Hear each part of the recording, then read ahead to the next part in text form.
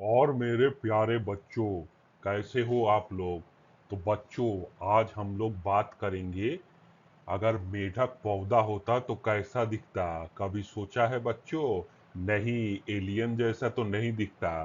तो आज हम बच्चों प्लांट किंगडम के ऐसे पौधों से मिलने वाले है जो रहते तो जमीन पे हैं, लेकिन उसको अपनी जनसंख्या बढ़ाने के लिए पानी की जरूरत होती है। वो बिना पानी के कुछ नहीं कर सकते। तो बच्चों, आज हम लोग किसके बारे में जानेंगे? ब्रायोफाइट्स के बारे में। एल्गी पानी में था, कुछ धीरे धीरे लैंड की तरफ आए, और बायोफाइटा क्या हुए बच्चों? ये लैंड में ही बस गए। और इनको प्यार से क्या कहा जाता है? इनको मॉसेस भी कहा जाता है, गिबर वर्ड्स भी कहा जाता है। ये दो ग्रुप है। तो आज इन सबका अच्छी तरह से पोस्टमार्टम करेंगे। तो बच्चों, आपने भी देखा होगा ब्रायोफाइट्स को। कभी नहीं देखा तो अपने घर की कहीं पुरानी नम दीवार पे देख लो, या ठंडियों में पहाड़ों में घूमने चले जाओ, या किसी छायादार वादी में चले जाओ। वहाँ एक मखमल जैसा ग्रीन मैट दिखेगा। तो ये मैट ही बच्चों क्या होता है? ब्रायोफाइट्स होते हैं। तो बच्चों, अब जब भी पहाड़ की सैर करने जाना तो पत्थरों पर हरा हरा जो दिखता है उसको ध्यान में देखना। इसी से नीट का भी बहुत सवाल आता है। तो बच्चों, ये जो ब्रायोफाइट है, इसको कहा जाता है एम्फीबियंस ऑफ प्लांट किंगडम, यानी प्लांट जगत का उभयचर, मेढक जैसा। तो बच्चों, क्यों कहते हैं? क्योंकि बेचारे ये जमीन पे तो आ गए जैसे तैसे रहने के लिए, लेकिन जब बात आती है सेक्सुअल रिप्रोडक्शन की, तो बिना पानी के ये कुछ नहीं कर सकते। इनका जो बच्चों मेल स्पर्म होता है, इसको तैर के जाना पड़ता है। किसके पास? एक के पास। वहां तक पहुंचने के लिए इनको पानी की जरूरत होती है। जैसे मेढक बिना पानी भी नहीं रह सकता और लैंड पे भी रहता है, तो बिल्कुल वैसा ही है। तो बच्चों, इसको ट्रांजिशन प्लांट भी कहते हैं। बच्चों, यहाँ देख लो, नीट इंपॉर्टेंट पॉइंट में लिखा है, ये ट्रांजिशन प्लांट है। किसके बीच? एल्गी और हायर प्लांट्स के बीच। जैसे टेरिडोफाइट हो या जिम्नोस्पर्म के बीच ये कड़ी है। यानी ना तो ये पूरी तरह पानी के रहे, ना ही पूरी तरह जमीन के राजा बन पाए। तो बच्चों, अब इनके कुछ कैरेक्टर्स को जानते हैं। सबसे पहला कैरेक्टर है, ये क्या होते हैं बच्चों? Non vascular plant. इनके पास बड़े पौधों की तरह जाइलम फ्लोएम नहीं होता। ये पानी को ले जाने या भोजन के लिए कोई पाइपलाइन इनके अंदर नहीं बनता। इनके अंदर क्या होते हैं? कुछ छोटे छोटे स्ट्रक्चर होते हैं, जिनसे ये आसपास पानी और खाना पहुंचा सकते हैं। इसी के वजह से बच्चों, ये क्या होता है? कोई बड़े पेड़ नहीं होते, बहुत छोटे स्मॉल हर्ब जैसे होते हैं, शाकीय पौधे होते हैं, और इनमें बीज नहीं बनता।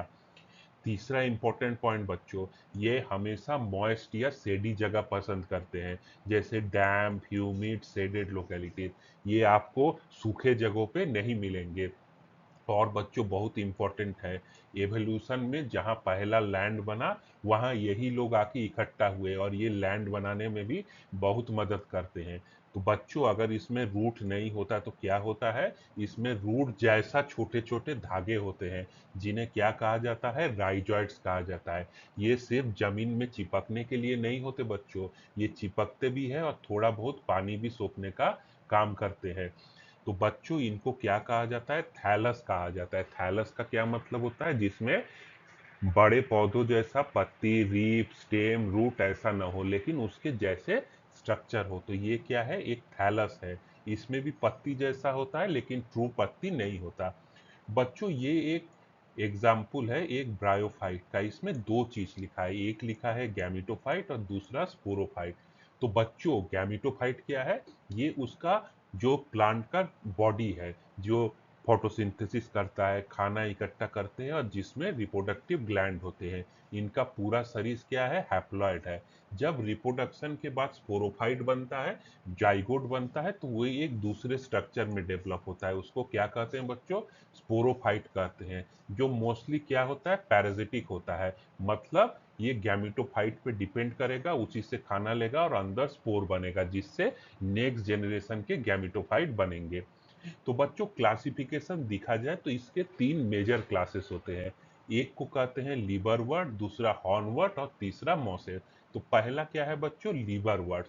इसका आकार हमारे लीवर जैसा होता है, इसीलिए इसका नाम पड़ गया लीवरवर्ट। इसका मेन एग्जाम्पल क्या है? मार्केंसिया है। इसके पास बच्चों एक खास स्ट्रक्चर होता है जो नीट में बहुत पूछा जाता है, जिसका नाम होता है जेमा कप। बच्चों ये कप कोई चाय पीने के लिए नहीं है, ये एक एसेक्सुअल रिप्रोडक्शन का अड्डा है जिसको हम लोग आगे डिटेल में समझेंगे। दूसरा ग्रुप है बच्चों हॉर्नवर्ड्स, या इसको एंथोसिरोटोफाइटा भी कहते हैं। इनके जो स्पोरोफाइट होते हैं, जो गैमिटोफाइट से निकलते हैं, ये लंबे लंबे सींग जैसे होते हैं, हॉर्न जैसे। तो इनका नाम क्या पड़ गया? हॉर्नवर्ड। और तीसरा जो मोस्ट डेवलप्ड ब्रायोफाइटा होता है उसको क्या कहते हैं बच्चों? मोसेस। यहाँ इसका एग्जाम्पल है पॉलीट्राइकम। इनमें पत्तियां होती है, जिसे ट्रू लीफ न कहते इसको क्या कहते हैं? फाइलाइट्स कहते हैं। और तने को क्या कहते हैं? इसको स्टेम नहीं कहते, कॉलाइट कहते हैं। और नीचे इसमें भी बच्चों राइजॉइड साफ दिखाई देती है। अब बच्चों ये जो गैमेटोफाइट स्ट्रक्चर है, जिसमें फाइलाइड्स है, क्लोलाइड्स है, इसके साथ मेन रिप्रोडक्टिव स्ट्रक्चर एंथ्रिडिया और आर्चिगोनिया होती है। ये बच्चों क्या करते हैं? ये इसमें मेल और फीमेल गैमिट बनते हैं। जब ये गैमिट रिलीज होते हैं पानी के मदद से, ये रिप्रोडक्शन करेंगे और क्या बनेगा? जाइगोट बनेगा। यहाँ दिखाया गया है फर्टिलाइजेशन के बाद जाइगोट बनेगा। और जाइगोट से क्या होता है? इसके अंदर क्या बनता है? स्पोरोफाइट बनता है। जो स्पोरोफाइट क्या होता है? फूट सीटा कैप्सूल, जिसके अंदर स्पोर बनेंगे और वो जर्मिनेट होके फिर गैमिटोफाइट बना देगा। तो बच्चों अब आगे इसका डिटेल में एक एक चीज समझते हैं। तो बच्चों ये जो हमारे ब्रायोफाइट्स है, ये हमारे एल्गी से बहुत ज़्यादा समझदार होते हैं, लेकिन वैस्कुलर प्लांट से थोड़े कम समझदार होते हैं, क्योंकि इसमें एडवांसमेंट अभी तक नहीं हुआ। इनका शरीर बच्चों कैसा होता है? इनका शरीर बहुत इंपॉर्टेंट पॉइंट है, थैलस जैसा होता है। थैलस का क्या मतलब होता है? यानी चपटा या सीधा खड़ा होने वाला। तो थैलस का मतलब होता है ऐसा सरल शरीर, सिंपल बॉडी स्ट्रक्चर, जिसमें जड़, रूट, स्टेम और लीव्स में बटा हुआ ना हो। जैसे यहाँ देखिए, यहाँ कोई रूट, स्टेम, लीव जैसा स्ट्रक्चर नहीं दिख रहा है। यहाँ थोड़ा बहुत दिख रहा है, लेकिन ट्रू रूट, स्टेम या लीव जैसा स्ट्रक्चर नहीं है। तो इसे ही बच्चों क्या कहते हैं? थैलस कहते हैं। तो बच्चों ये दो तरह के होते हैं, एक होते हैं प्रोस्टेट फ्लैट और दूसरे होते हैं इरेक्ट अपराइट। यहाँ प्रोस्टेट फ्लैट दिख रहा है, इसका क्या मतलब? मतलब जैसे जमीन में आप एक कागज फेंक दे तो क्या होगा? Prostate flat. उसका एक अपर सरफेस होगा, डॉर्सल, और एक वेंट्रल सरफेस होगा। यहाँ लिखा है ये थैलस क्या है? डॉर्सी वेंट्रल, एक अपर सरफेस और एक लोअर सरफेस होगा। और दूसरा फॉर्म क्या है? Erect form. इसमें कुछ थोड़ा मोड़ा हायर प्लांट जैसा दिखता है कि नीचे रूट्स है, लेकिन ये ट्रू रूट्स नहीं है, जिसको हम लोग क्या कहते हैं? राइजॉइड्स है। और ऊपर एक स्टेम जैसा है, लेकिन प्रॉपर स्टेम नहीं है। उसमें पत्तियां है जो प्रॉपर पत्ती जैसी नहीं है, उन्हें क्या कहते हैं? फाइलाइट्स कहते हैं। तो बच्चों नेक्स्ट पॉइंट क्या है? कि इसमें ट्रू रूट स्टेम नहीं है। मोस्ट प्रोसेसेस क्या है? रूट लाइक, लीफ लाइक और स्टेम लाइक। इसमें बच्चों एक की इंपॉर्टेंट पॉइंट है, इसमें क्या होते हैं? वैस्कुलर टिश्यू नहीं होते हैं। और नीचे बच्चों एक बहुत इंपॉर्टेंट पॉइंट है, इनका जो मेन शरीर होता है वो कैसा होता है? हैप्लॉइड होता है। हैप्लॉइड को प्लांट सिस्टम में क्या कहते हैं? गैमिटोफाइट कहते हैं, क्योंकि ये हैप्लॉइड क्या प्रोड्यूस करता है? गैमीट प्रोड्यूस करता है। ये हमेशा बच्चों याद रखना, जब हम लोग टेरिडोफाइटा पढ़ेंगे तो टेरिडोफाइटा का जो मेन बॉडी होता है वो कैसा होता है? वो स्पोरोफाइट होता है। और यहाँ क्या है? गैमिटोफाइट है। तो ब्रायोफाइटा क्या लैक करता है? True vascular tissue. Rhizoid absorption और एंकर देता है। इसका गैमिटोफाइट हैप्लॉइड है और डोमिनेंट फेज है लाइफ साइकिल में, जो टेरिडोफाइटा से बेस डिफरेंट है। अब बच्चों एक एक डायग्राम देखते हैं। सबसे पहले ये क्या है? ये फ्यूनेरिया है, ये बहुत एडवांस ब्रायोफाइटा है। और यहाँ बगल में मार्केंसिया है, जो क्या है? प्रिमिटिव ब्रायोफाइटा है। अब बच्चों सुनो, फ्यूनेरिया का डायग्राम देखते हैं तो नीचे क्या दिख रहा है? मल्टी सेलुलर ब्रांच राइजॉइड्स दिखते हैं। इसकी लाइफ साइकिल में बहुत अनोखी चीज होता है बच्चों। जब स्पोर से ये जर्मिनेट होते हैं तो पहले एक हरा धागा बनता है, जिसको क्या कहते हैं? प्रोटोनीमा। इससे भी क्वेश्चन आते हैं नीट में। तो प्रोटोनीमा क्या है? कि स्पोर डायरेक्टली प्लांट नहीं बनाता, सबसे पहले वो प्रोटोनीमा बनाता है। और प्रोटोनीमा में छोटे छोटे बर्ड्स बनेंगे, जो आगे जाके नया पौधा बनाएगा। अगर आप मार्केंसिया की तरफ देखें बच्चों, तो मार्केंसिया क्या है, थैलस है, फ्लैट है। इसके ऊपर आप लोग कुछ छाते जैसा अम्ब्रेला लाइक स्ट्रक्चर देख रहे हैं। इसे क्या करते हैं, ये आर्चिगोनियोफोर है जो फीमेल रिप्रोडक्टिव है, और कुछ एंथ्रीडियोफोर भी आपको दिख जाएंगे, ये क्या है, मेल रिप्रोडक्टिव ऑर्गन है। और कुछ गड्ढों में एक चाय के प्याले जैसा कप है जिसको जेमा कप कहते हैं, जो एसेक्सुअल रिप्रोडक्शन करता है। इनको बच्चों आगे और ध्यान से देखेंगे एंथ्रीडिया आर्चिगोनिया को, अभी खाली ऊपर से देख रहे हैं। अब अगर माइक्रोस्कोप के नीचे बच्चों इस थैलस को रख दिया जाए या एक पत्ती को रख दिया जाए तो फाइलाइट का कैसा स्ट्रक्चर होगा। तो बच्चों ये बहुत मोटा नहीं होता, ये वन सेल थिक होता है या फ्यू सेल्स होते हैं। इनके बीच में पानी को ले जाने के लिए बच्चों इसमें जाइलम तो नहीं होता, इसके जगह इसमें कुछ सेल्स होते हैं जिनको क्या कहते हैं, हाइड्रॉइड्स कहते हैं। अगर इसके एक्सिस को देखा जाए तो एक्सिस में क्या है बच्चों, एक्सिस में क्या होते हैं, इसमें बीच में कंडक्टिंग स्टैंड है जिसमें लिग्निन नहीं होता। ये इसमें पाइपलाइन बिछा होता है जिनको क्या कहते हैं, लेप्टॉइड्स कहते हैं। लेप्टॉइड्स क्या करते हैं, भोजन को, फूड को कंडक्ट करते हैं, और हाइड्रॉइड्स क्या करते हैं, वाटर को कंडक्ट करते हैं। बच्चों एक एग्जाम में बहुत क्वेश्चन पूछा जाता है राइजॉइड से। क्या क्वेश्चन पूछा जाता है बच्चों, मॉस का जो राइजॉइड्स है, जो सबसे डेवलप्ड बायोफाइट है, उसमें राइजॉइड क्या होता है, मल्टी सेलुलर और ब्रांच्ड होता है। याद रखना बच्चों, मल्टी सेलुलर है और ब्रांच है। और लीवरवर्ट जो प्रिमिटिव प्रिमिटिव ब्रायोफाइट है, उसमें कैसे होते हैं, ये यूनिसेलुलर और अनब्रांच्ड होते हैं। तो ये बच्चों नीट का एक फेवरेट क्वेश्चन है। बच्चों अगर आगे देखा जाए तो ये जो कैप्सूल होता है इसके अंदर क्या होता है, स्पोरोजिनस टिश्यू बनता है। और उसी स्पोरोजिनस टिश्यू से जब जाइगोट बनेगा, जाइगोट से एक स्पोरोफाइट बनता है। जो स्पोरोफाइट यहाँ दिख रहा है इसको भी आगे डिटेल में देखेंगे। और उसमें स्पोर बनेगा, स्पोर से फिर जब स्पोर बाहर निकलता है जर्मिनेट होकर प्रोटोनिमा बनाएगा, फिर गैमिटोफाइट बनेगा। तो बच्चों अब हम लोग देखेंगे बायोफाइटा में रिप्रोडक्शन कैसे होता है। तो बच्चों बायोफाइटा में जो सेक्स ऑर्गन होते हैं जिसे गैमिटेंजिया कहते हैं, इसमें जो मेल सेक्स ऑर्गन है इसको क्या कहते हैं, एंथ्रीडियम कहते हैं। और एंथ्रीडियम में क्या बनता है, बाइफ्लैजिलेट एंथ्रोजॉइड्स बनते हैं। ये दिख रहे होंगे, ये क्या है, बाइफ्लैजिलेट एंथ्रोजॉइड्स है। बाइफ्लैजिलेट मतलब इसमें दो फ्लैजिला है, यानी दो पूंछ वाले तैरने वाले मोटाइल स्पर्म। बेटा इसके स्पर्म के पास दो फ्लैजिला होते हैं जिन्हें हिलाते हुए ये पानी में तैरता है। अब थोड़ा आर्चिगोनियम को देख लिया जाए। तो बच्चों आर्चिगोनियम कैसा होता है, इसका शकल कैसा है, ये बिल्कुल कैसा होता है, सुराही जैसा, यानी फ्लाक शेप्ड होता है। और इसमें कई सेल्स दिख रहे हैं बच्चों। तो ये कैसा है, मल्टी सेलुलर फ्लाक शेप स्ट्रक्चर है। इसके अंदर सिर्फ एक अकेला एक सेल होता है, सिंगल एक सेल होता है, जो आगे जाके क्या बनाता है बच्चों, जाइगोट बनता है। और ये पूरी तरह इसके अंदर सुरक्षित रहता है। तो नीचे कुछ नीट के इंपॉर्टेंट पॉइंट्स लिखे हैं जिसको जानना जरूरी है। तो ये दोनों स्ट्रक्चर क्या होते हैं, मल्टी सेलुलर होते हैं। एल्गी में क्या होता था, रिप्रोडक्टिव स्ट्रक्चर कुछ यूनिसेलुलर भी होते हैं, एक सेल के होते हैं। एंथ्रोजॉइड्स हमेशा कैसा होता है, ब्लाई फ्लैजिलेट होता है, इसमें दो फ्लैजिला होता है। आर्चिगोनियम कैसा शेप है, फ्लास्क शेप है। ये एक डिस्टिंक्टिव फीचर है किसका, जिम्नोस्पर्म का। अब थोड़ा एंथ्रीडियम के अंदर के स्ट्रक्चर को देखते हैं, ये कैसा होता है। तो बच्चों ये जो लंबा सा स्ट्रक्चर दिख रहा है, ये क्या है, एंथ्रीडियम है। एंथ्रीडियम में क्या क्या होता है, इसके बाहर जो लेयर होता है वो क्या होता है, एक सिंगल लेयर ऑफ सेल होता है जिसे स्टेराइल जैकेट कहते हैं। क्योंकि इसका काम रिप्रोडक्शन में नहीं है, ये क्या करता है, प्रोटेक्शन देता है। इसके अंदर क्या होता है, स्पर्मेटोजिनस सेल्स होते हैं या एंड्रोसाइट्स होते हैं, जो आगे जाकर बाइफ्लैजिलेट स्पर्म बनाते हैं। इसका स्पर्म तो हम लोग देख ही लिए हैं, ब्लाई फ्लैजिलेट होता है। और ऊपर क्या होता है, एंथ्रीडियल हेड होता है। यहाँ से एंथ्रीडियम टूट के अलग होते हैं। इसमें कुछ पैराफाइसिस होते हैं, यहाँ आप डायग्राम में देख सकते हैं एंथ्रीडियल हेड में क्या है।